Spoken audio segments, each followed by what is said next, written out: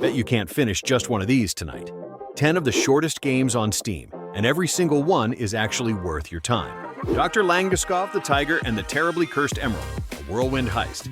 About an hour, completely free. It's a first-person exploration game, but the real trick is the narrator. He's constantly interrupting himself, contradicting his own story, breaking the fourth wall while you're literally just trying to walk through an airport. It's less about what you do, and more about being messed with in a really clever way. Since it costs nothing, there's zero reason not to try it. 30 Flights of Loving, even shorter, 15 to 20 minutes. This one's built entirely around hard cuts, like a film editor took a normal story and just chopped out every boring part. 1 second you're in a room, the next you're somewhere completely different with no explanation, and you're expected to piece the timeline together yourself. It's less a game and more an experiment in how far you can push storytelling without slowing down for the player. Now the 1 to 2 hour range, still short enough for a single sitting, but with a bit more room to breathe. The Beginner's Guide. This one's strange to even describe without spoiling it, so I'll keep it vague. It's presented as a tour through a friend's old, unfinished game projects, narrated the whole way, and it slowly turns into something much more personal about creativity, ownership, and why people make things at all. It's less a game you play and more a game you're guided through. Minit. The entire design is built around one rule. You die every 60 seconds, no matter what.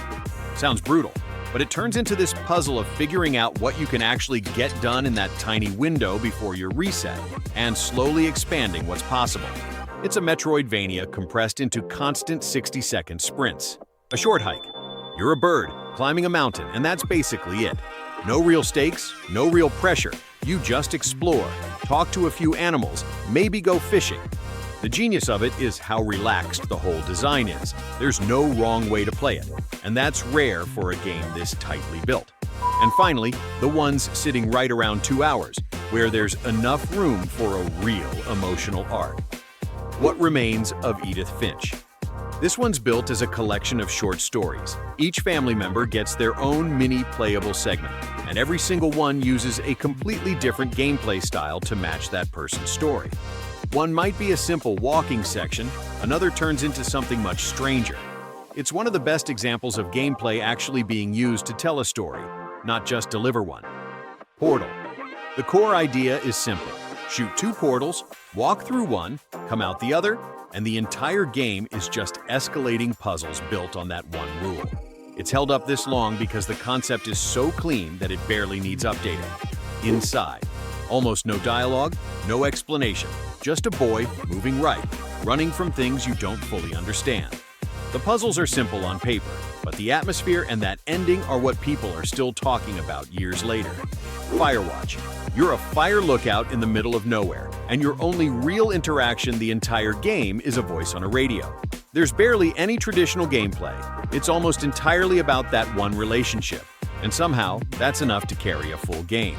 Indika. A young nun walking through a strange, cold, uneasy version of Russia with the devil literally talking to her the whole way. It mixes normal third-person exploration with random, glitchy mini-games that show flashes of her past, and it plays with format more than almost anything else on this list. 10 games, all short, and every single one uses that short runtime for something specific instead of just padding for length. Which one are you starting tonight?